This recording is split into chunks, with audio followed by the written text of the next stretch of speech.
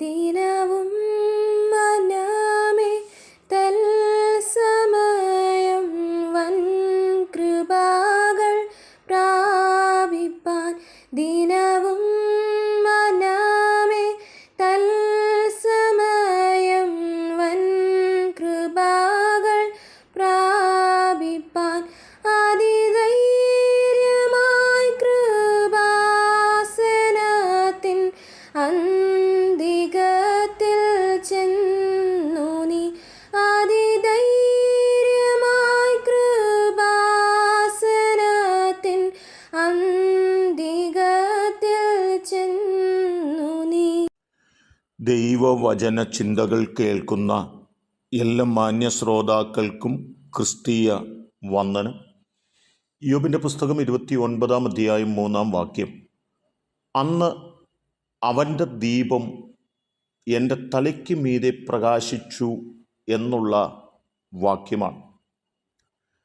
ദൈവത്തിൻ്റെ പ്രകാശം ഭക്തൻ്റെ തലയ്ക്ക് മീതെ പ്രകാശിക്കുന്നു എന്നതാണ്. മിസ്രൈമിൽ നിന്നിറങ്ങി തിരിച്ച ഇസ്രായേൽ മക്കൾ അവരുടെ മരുഭൂപ്രയാണ യാത്രയിൽ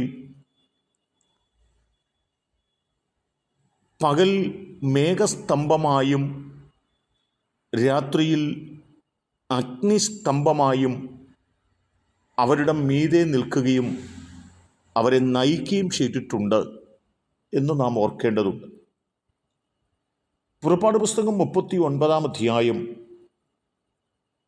36, 37 വാക്യങ്ങളിലൊക്കെ വരുമ്പോൾ ദേവാലയത്തിനകത്തിരിക്കുന്ന ഉപകരണങ്ങൾ സംബന്ധിച്ച കാര്യങ്ങൾ ഓർപ്പിക്കുമ്പോൾ തങ്കം കൊണ്ടുള്ള നിലവിളക്ക്, കത്തിച്ചു വെപ്പാനുള്ള ദീപങ്ങൾ തുടങ്ങിയവ ഈ ദേവാലയത്തിനകത്ത് ഉണ്ട് എന്നോർപ്പിക്കുക. അവിടെ അണഞ്ഞു പോകാതെ നിത്യമായി കത്തി നിൽക്കുന്ന ദീപങ്ങളും തങ്കം കൊണ്ടുള്ള നിലവിളക്കുകളും നമുക്ക് കാണുവാൻ സാധിക്കും. ശമൂവേൽ ആ വിളക്ക് നിരന്തരം കത്തിക്കുവാൻ പരിശ്രമിക്കുന്നതിനെക്കുറിച്ച് ഓർപ്പിക്കുന്നുണ്ട്. ഈ ദീപം അണഞ്ഞു പോകാൻ പാടുള്ളതല്ല. ഇത് കത്തിക്കൊണ്ട് തന്നെ ഇരിക്കുന്നെങ്കിൽ മാത്രമേ അകത്തുള്ളവർക്കും പുറത്തുനിന്ന് വരുന്നവർക്കും വെളിച്ചം കാണുവാനായിട്ട് സാധിക്കുകയുള്ളൂ എന്നതാണ്.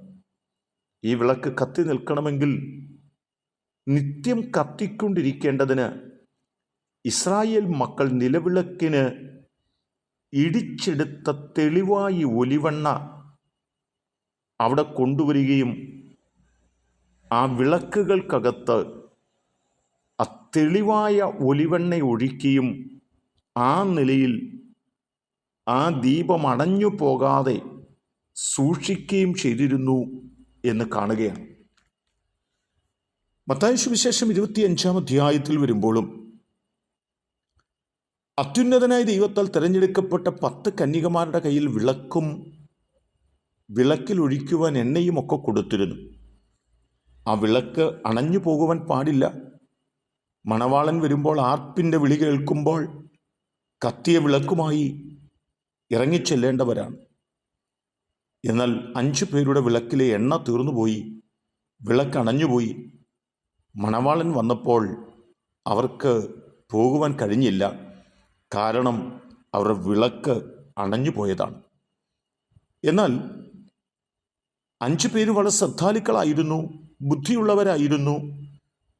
അവരുടെ വിളക്കിൽ അവർ എണ്ണ നിറച്ച് കരിന്തിരികൾ മുറിച്ചു മാറ്റി ആ വിളക്ക് കെട്ടുപോകാതെ അവർ സൂക്ഷിക്കൊണ്ട് മണവാളൻ ആർപ്പ് വിളിച്ചപ്പോൾ ആ ബുദ്ധിയുള്ള 5 പേർക്ക് പോകുവാനായിട്ട് സാധിച്ചു എന്ന് നാം ഓർക്കണം.